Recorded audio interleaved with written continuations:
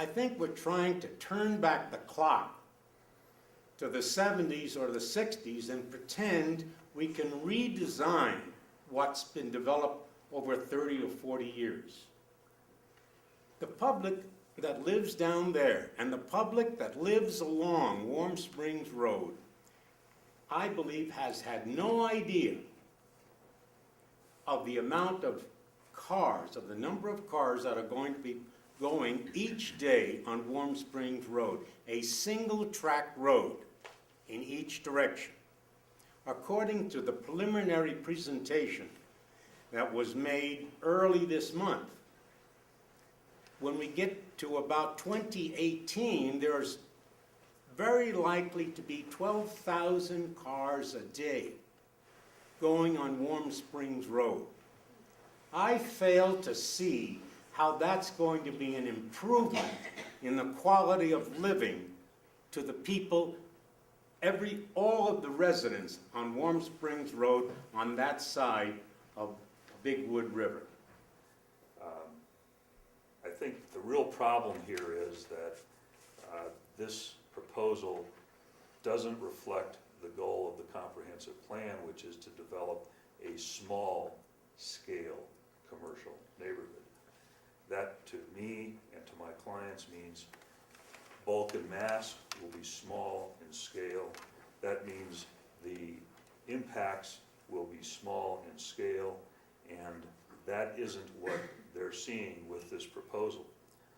To go from a height limitation of 42 feet to something between 50 and 77 feet is simply not acceptable. To go from a FAR of 0.5 to 2.25 potentially is not acceptable. It doesn't adequately reflect the realities of the current situation. It doesn't reflect the mandate of the comprehensive plan. I think you've got two real big problems with your goal. One is the seasonality of the draw down there, which is the lift.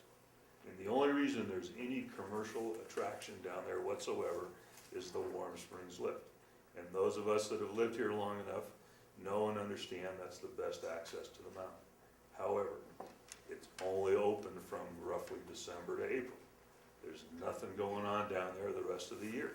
Consequently, you're going to have one heck of a time attracting a hotel operation or any other sizable commercial operation down there where the business is going to be seasonal. The other huge problem, I think, is Sun Valley Company, both in terms of the fact they have property there and that they control the mountain operations. Nobody, I represent a number of applicants for hotel projects. The fact of the matter is that Sun Valley Company could choose to put a hotel in there. It could be a ski in, ski out hotel, and it would meet your goals and probably a lot of others as well.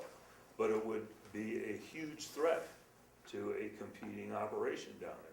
There was an article, I think it was the Wall Street Journal, either the Wall Street Journal or the New York Times, just last week, in regards to the major hotel that was put in Telluride 17 years ago. And I think it's about 14 stories. And they thought it was going to be their panacea. Well, it's been in bankruptcy 3 times, and it's in bankruptcy right now. I think the thing we have to be careful of is, I'm a developer, been one for 30 years, that real estate development, particularly hotels, are a very risky venture at best. And if we're going to do a hotel, I think we need to give it the best chance possible of making it. I think that's obviously a river run as a place where we really could have a village if we wanted to, because there's so much open space. Unfortunately, out at Warm Springs, unless Sun Valley cooperates, and I wish they would, and I wish that the City Council would get together with Sun Valley and come up with a plan that would work. It's fine to do a plan and say you're going to have these heights, but until you have people on board to really make it vital like you're wanting to make it, I just don't think it's going to happen. I'm kind of flattered that they're calling this the Barsati rezone. But, and Zig, I hate to be, arguing with my neighbors here. I've known Zig for a long time, but I think that, I keep being called a developer Brian Barsati, and I think that more importantly, I'm a resident here, and I've owned land a long time. time, and I'm trying to figure out what the hell to do with it. And I think the problem is I think there's some truth in what everybody says. I mean, and granted, we do not have to build a hotel. I mean, I've said that numerous times, and if you were at the early meetings, you would have heard me say that. I think, you know, what we're trying to do is save a little bit of what we have. And when you look at the people, you know, when you look at the number of meetings, I think Lisa was wrong. I mean, this started in 2006. And the first meeting last year was the first big public meeting, but there was a series of meetings in Warm Springs about revitalizing Warm Springs. And what you've seen in the last couple of meetings is that people that are over 60, that are retired, that have moved to Warm Springs, and now they want it their private club, and they don't want it to change. And the problem is those of us that grew up here, you know, I've had how many businesses in Warm Springs? I started in 1978 with an Astral Twin business. And you know, I was 25 years old. And you know, it hurts me. I mean, if I was a developer, I would have torn this building down 10 years ago and built condos like Manchester did at Creekside. But, you know, we've held on there trying to make that village work. And the thing that's sad, if we don't make that effort, we're going to lose our young people. Because there has to be some opportunity for young people to come into this town and survive. And if you look at all the ski shops, I mean, look at Paul Candy's. I mean, you look, you know, all those guys worked for Snug at one time. And how many new ski shops you see? You know, I mean, opportunities are drying up. And Warm Springs Village, the vibrancy of it, it translates into the vibrancy of our town. And I think it's important to make an effort anyhow.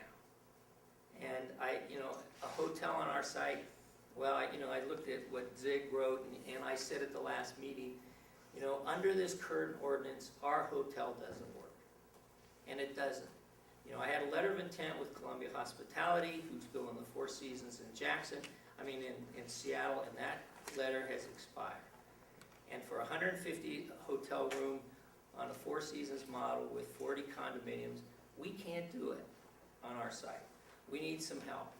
The best site for it, I don't agree with anyone that said, is on Sun Valley's property. I approached Sun Valley, I offered to buy it and put a Four Seasons there, and they said no. I mean, that's still the best thing. Now, can an 80-room hotel work on our site, or a boutique hotel work on our site? And I'll be glad to sit down with you, Lee. I've been looking at hotels for 6 years, and I can tell you a lot about hotels, and a lot of smoke being blown around here. Lots. But the point is that if you took we have a hotel there right now, and we're losing money. And it is the seasonality is a problem. Now, if a Four Seasons was built on Sun Valley's property, we'd put a boutique in there tomorrow. Jackson Hole has revitalized Teton Village with the Four Seasons. Now, Little Nell's going in there, Ritz-Carlton's going in there. So, you know, there is some economy of scale. Sitting by itself, an 80-room hotel at Warm Springs Ranch is probably just as disastrous and maybe not quite as much as Warm Springs Ranch. And to hear Mr. Lawson come in here as the attorney for Warm Springs Ranch and try to tell me that Warm Springs Village is seasonal, what about a deep, dark hole with no sun all winter long? I mean that's Twix in between. I can go on forever about that project. We are a ski resort. First and foremost, we are a ski resort. And every hotelier I talk to wants to ski in, ski out. You know, a 5-star property, you're not going to get in a bus and ride to the bottom of the lift. I don't know if any of you ever stayed in a 5-star hotel. They're not getting on a city bus. And, you know, when people say, oh, we can make this work by being in the middle of nowhere, I mean, I don't think it works. We want it at the base of the mountain. And, you know, I'm here telling you that, look at, I represented Monte Vista subdivision, and I understand what people are saying when they say about, oh, you're ruining my views. Jane Hawking was my client for 20 years. There was a hotel that was designed on that property that never worked. There's been 2 or 3 other hotels designed in Warm Springs that never worked. When I wrote that contract, and I didn't bring the language, but I'll be glad to give it to you, each one of those contracts, now I want to read what Ed said here. Views, noise, lights. I put a disclaimer in there that you are in a tourist zone. You're at a base of the mountain, that there's going to be noise from snowmaking, from ski cats, and that there could be buildings that are built that could block your view. Those people that live in Montes Vista subdivision were put on notice before they bought their property. So to come in here now and say, oh my God, we relied on this and we relied on that, that's BS. Because I got it in the contract and I'll show it to you.